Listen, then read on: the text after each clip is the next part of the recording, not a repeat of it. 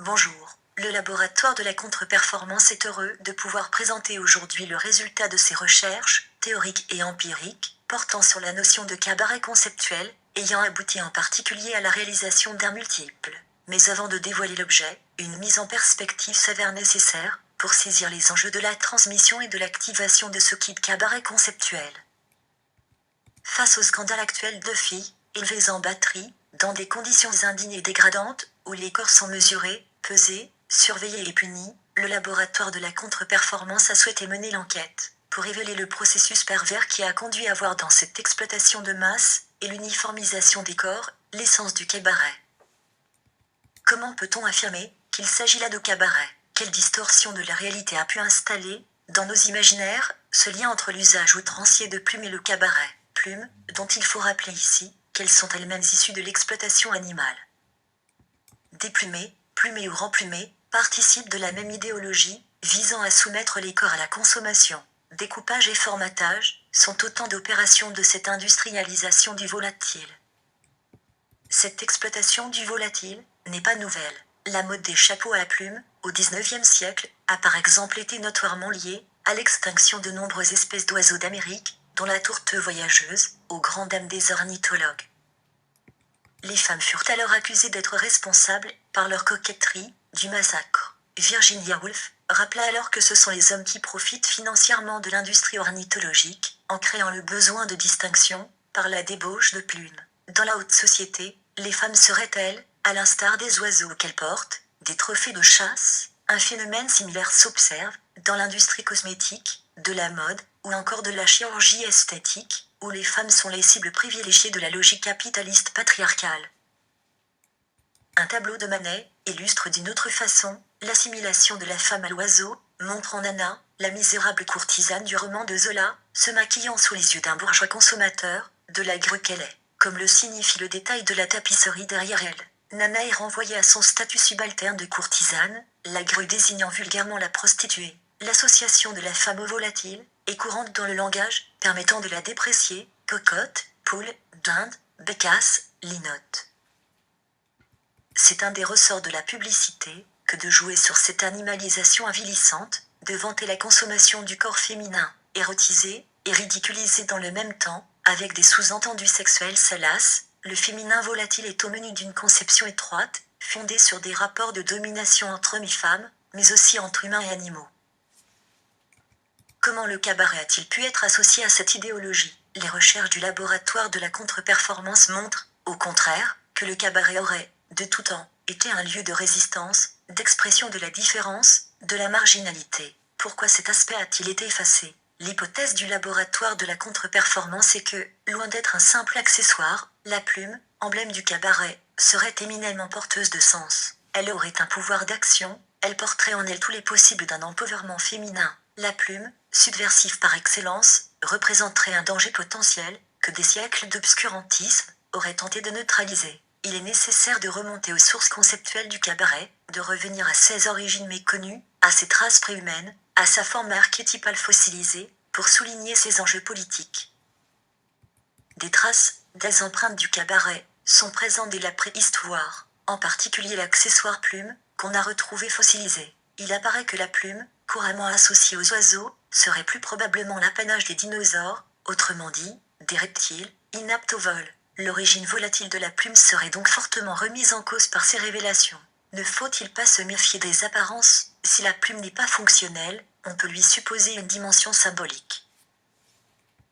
Cette dimension symbolique se retrouve dans la mythologie égyptienne, avec la déesse Maat, garante de l'équilibre du monde, de l'équité, de la paix, de la vérité et de la justice. Elle est représentée, avec une plume d'autruche sur la tête, en parfait équilibre. Le port de la plume est donc éminemment cérébral et conceptuel, aux antipodes de ce que l'on voudrait nous faire passer pour du cabaret. Si l'on devait définir l'essence même de la meneuse de revue, ce serait Maat. Au XVIIe siècle, des femmes de pouvoir se font portraiturer en Amazone, et arborent des couvre-chefs à plumes, désignant leur puissance. Preuve encore que la parure de plume, loin de disqualifier le féminin, serait, bien au contraire, vecteur d'affirmation. Dans le dernier quart du XVIIIe siècle, des artistes femmes exécutent des autoportraits, avec plumes et pinceaux. Élisabeth Vigée-Lebrun, à travers cette représentation, se légitime en tant qu'artiste. La plume du chapeau renvoie à l'activité créatrice, à l'écriture de soi, éco-formelle du pinceau qu'elle tient. La plume apparaît donc comme outil d'affirmation et de création, plutôt que de réification du corps féminin. Joséphine Baker, l'égérie des années folles, est parée de plumes. Derrière l'apparente soumission du corps exotisé, érotisé, se joue l'affirmation d'une femme noire, revendiquant sa liberté. La plume est utilisée à des fins émancipatrices, double peau, permettant de déjouer les assignations de sexe, de genre, de race et de classe. Avec Anna Mendieta, la plume s'incorpore, créant les conditions d'une métamorphose profonde. Animalisé, couvert de sang et de plumes, le corps féminin fait le sacrifice de l'esthétique et ouvre le cabaret à l'altérité. Les plumes motorisées, de Rebecca Horn, dissimulent le corps et permettent d'extérioriser les affects. L'artifice, aliène-t-il ou libère-t-il le corps? Le cabaret a-t-il vraiment besoin d'un corps? Le discours grimaçant de Latif Al-Habissi fait écho aux gestes déformés des minorités colonisées. Prendre la parure, ne serait-ce pas, à l'opposé de l'image erronée, couramment associée au cabaret, désérotiser le masque et le corps et reprendre le pouvoir? Loin de produire une image séduisante et attractive, la plume se politise et aspire à soigner les mots.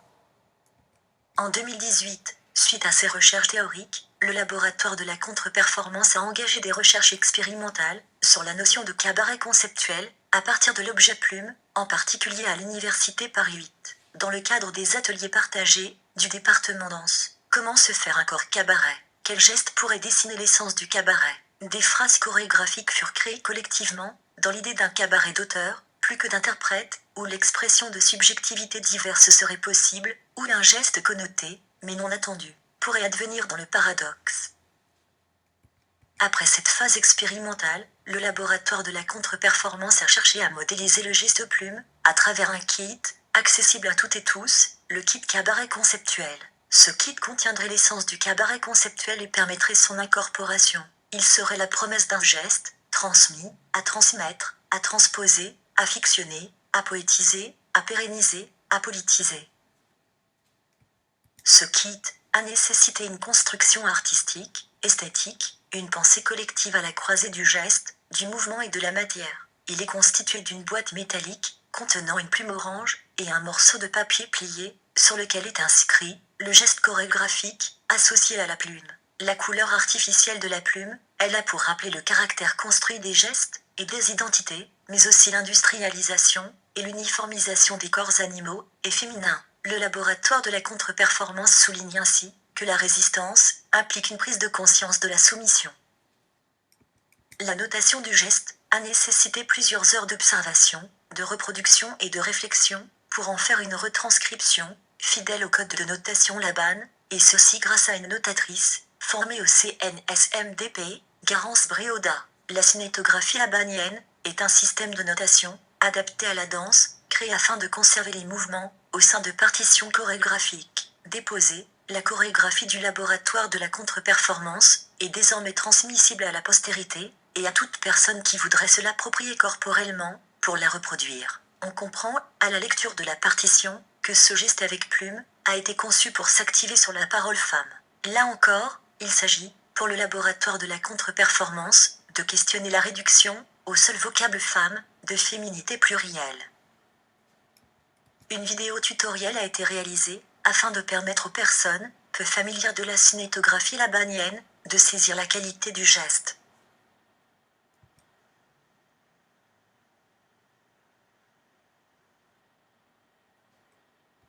Le kit cabaret conceptuel est un multiple, créé par un collectif, un laboratoire d'artistes et chercheurs. Il a son économie propre, même s'il a été pensé et créé en dehors de toute valeur marchande. Il a cependant une valeur, mais cette valeur est poétique et symbolique. C'est pourquoi son prix est inestimable. Cette valeur repose, en outre, sur sa force d'activation. Le kit cabaret conceptuel contient un élément immatériel, un geste, qui peut se transmettre par l'usage du multiple. C'est un multiple qui permet de créer un geste collectif. On ne peut pas acheter ce multiple, ni même l'acquérir, mais on peut en devenir dépositaire, ce qui constitue un engagement. Cette économie d'inspiration mossienne repose sur le principe du don et du contre-don.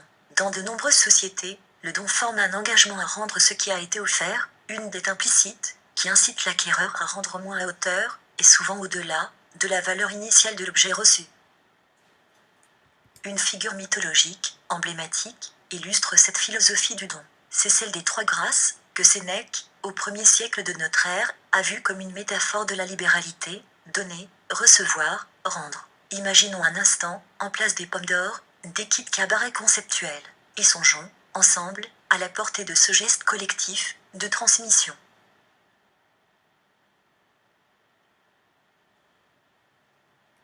Ce kit cabaret conceptuel résulte d'un travail plastique et manuel, fait à partir d'objets de récupération, à moindre coût. Les multiples ont été fabriqués de manière artisanale, et non industrielle.